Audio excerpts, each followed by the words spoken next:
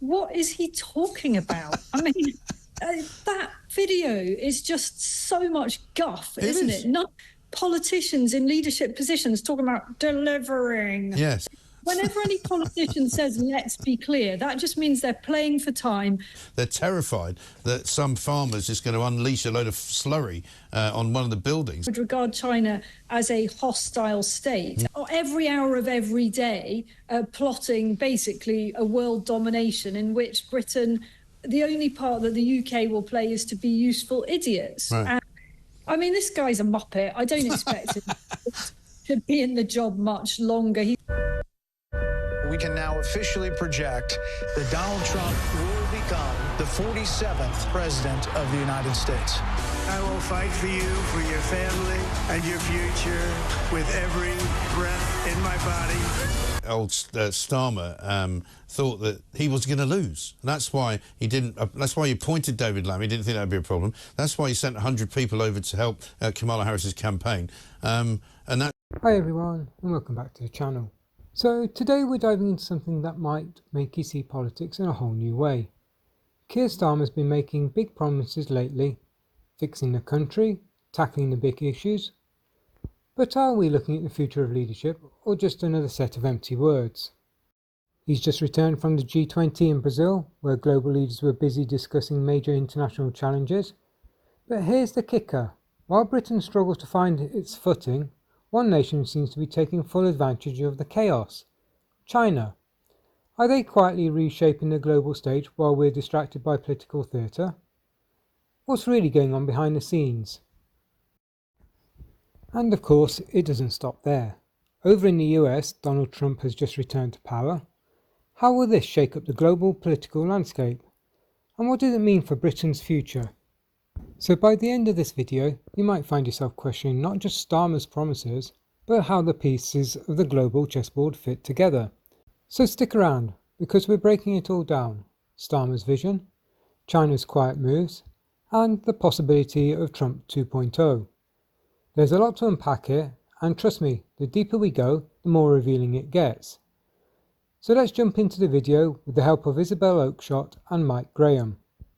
Because I'm getting sick to death of hearing Keir Starmer and his ridiculous way of speaking. Let's have a look quickly, Isabel. Very good morning to you.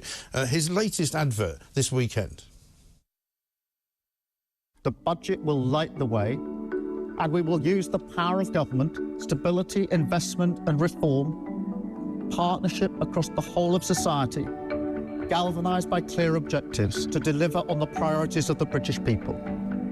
Foundations fixed, public services renewed, a country rebuilt by investment, released from decline, returned once more to the service of working people. The service of working people. He's obviously not spending enough time at home, Isabel, because I don't recognise any of that he just described. He's spending too much time on a plane, I think.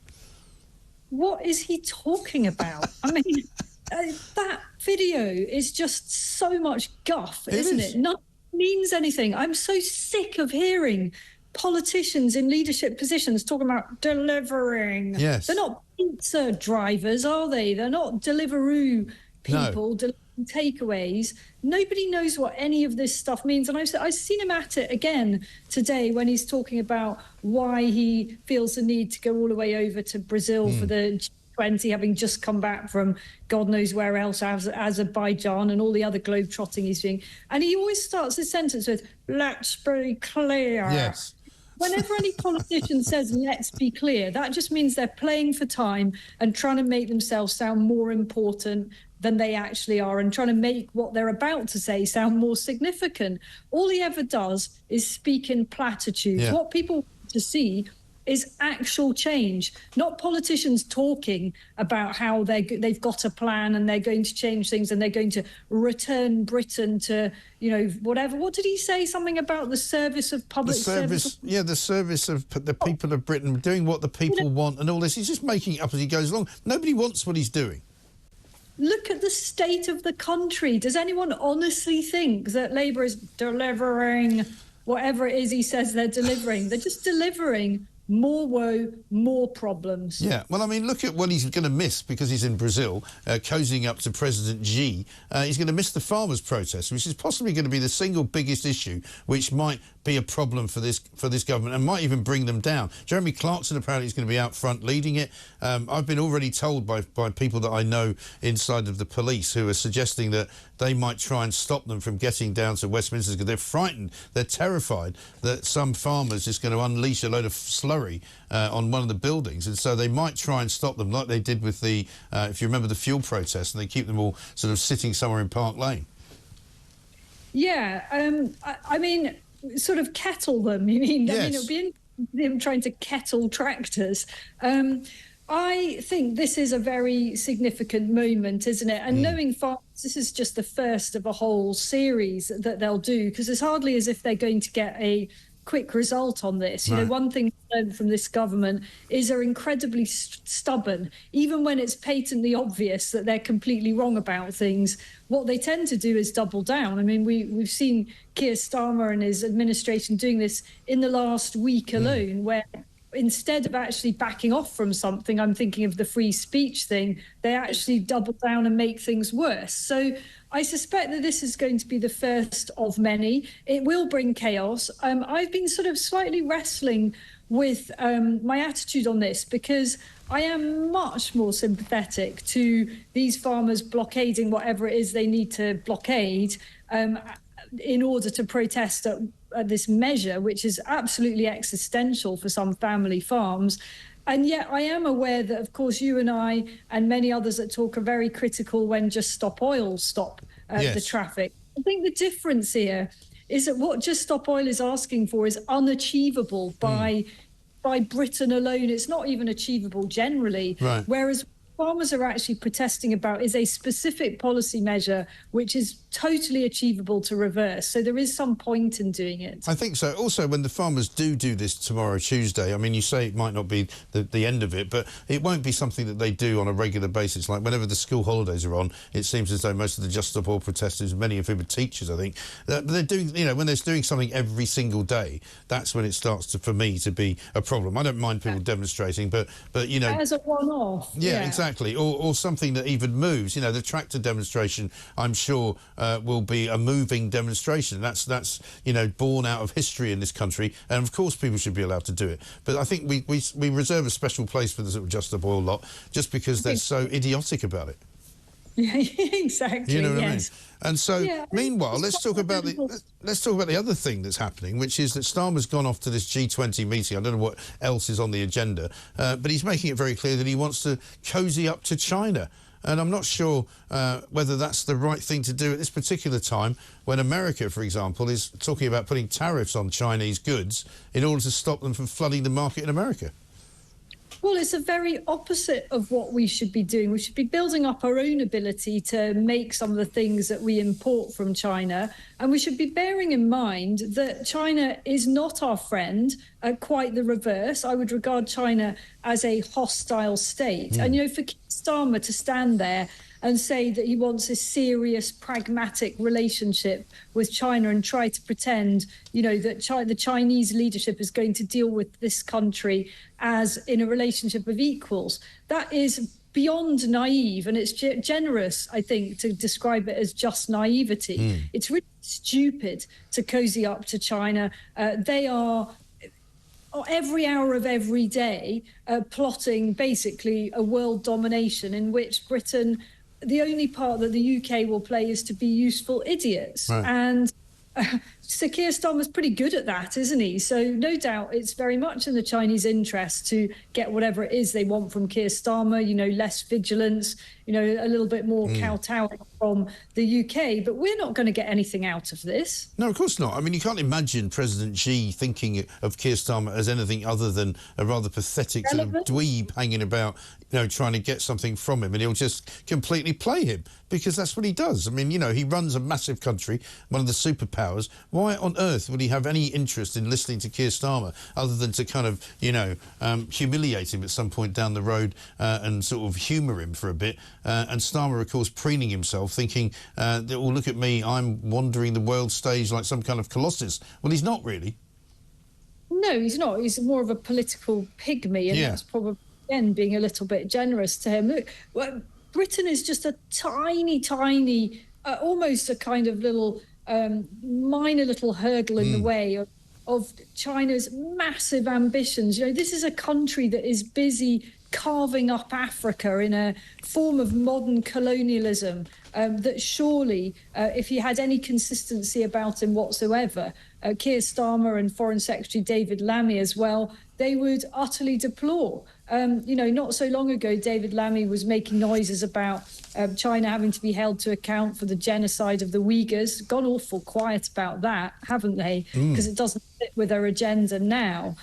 China has huge ambitions, and they're very, very strategic about it. They think in an entirely different way to our lot, who, you know, basically are all only ever thinking about how to get through today, tomorrow, and perhaps the rest of the week. The Chinese are busy thinking in decades, in 50 years, in 100 years' time. And, you know, the scale of what they're doing, including across our, you know, Commonwealth nations, where the Chinese are very readily providing practical support. You know, they pay for new airports to be built, new infrastructure, and they then take a huge amount of ownership of that. And it's basically a modern form of empire. Well, it is. And somebody pointed out to me at the weekend, rather interestingly, that David Lammy spends a lot of time these days saying, you know, the thing is, the past doesn't matter. When I spoke about Donald Trump, that was a long time ago. You know, that's not how I feel now. Similarly with China. And yet he's still chasing down the reparations, even though they happened a long time ago.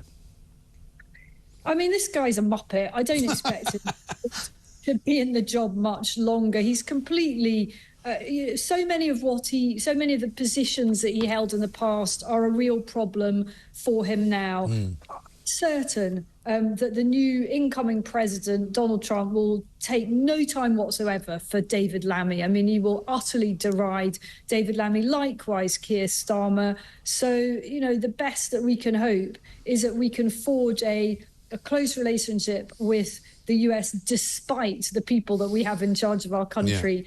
This point. Yeah, have a look at this ad, because this, I think, will really set the stall out for what America is likely to be in the next 4 years, which will be a kind of proper colossus of the world. This is Donald Trump's new ad. We can now officially project that Donald Trump will become the 47th president of the United States. He will be going back to the White House.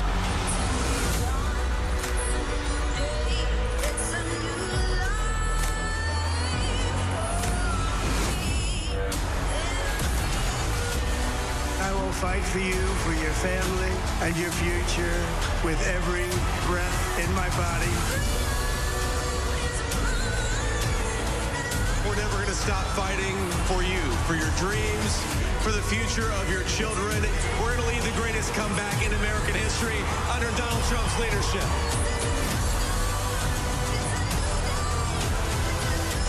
God spared my life for a reason. To restore America to greatness. Together we can truly make America great again. Wow. And I mean, clearly old Starmer thought that he was going to lose. And that's why he didn't. That's why he appointed David Lammy. He didn't think that would be a problem. That's why he sent 100 people over to help Kamala Harris's campaign. And that's why now, looking at that, can you imagine Starmer doing a version of that? We're going to make England great. Sorry, Britain great again. We're going to release the sausages. He couldn't get the boats right last week, could he? I mean, we were making fun of him because he couldn't say snaggling gongs, gangs. He said. Oh dear! I mean, you don't see Trump standing there going, "Oh, delivery change," you know. "Oh, I'm going to do make you know, let's be clear." You know, we all have shared global goals and twaddling on about. It's the exact opposite of inspirational, isn't it? Yeah, I mean, that video just makes you feel a bit, you know, kind of stirred, right? I mean, you want to go there and join in. You want to go, right, you know what, I'm going to move back to America. I really think people in Britain yearn for something like this. They yearn to be able... I'm so sorry. This is me trying to make sure that I don't forget to come on your show, Mike, and talk about these important issues. My alarm's just gone off. Apologies for that. That's all right.